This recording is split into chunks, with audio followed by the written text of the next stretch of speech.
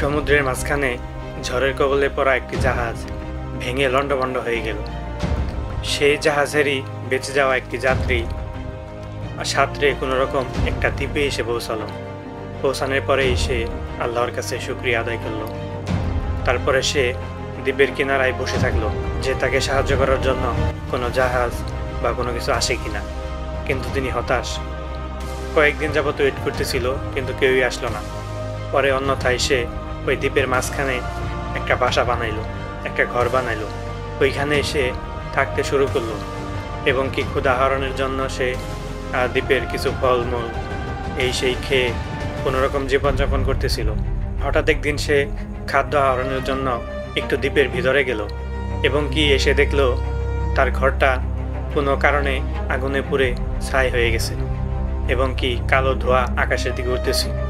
তখন সে বিধাতার কাছে বলল যে আমার শেষ সম্বলটুকু তুমি কেড়ে নিলে, এখন আমার কি উপায় হবে? তো এমন পরিস্থিতিতে দেখে তার দিকে একটি জাহাজ এগিয়ে আসতেছে। তো জাহাজটি একদম দ্বীপের কাছে এসে পৌঁছালো এবং জাহাজের ক্যাপ্টেন নেমে ওই লোকটির দিকে এগিয়ে আসলো, যার ফলে লোকটি ক্যাপ্টেনকে জিজ্ঞেস করলো, আমি যেখানে আছি আপনারা কিভাবে জানলেন?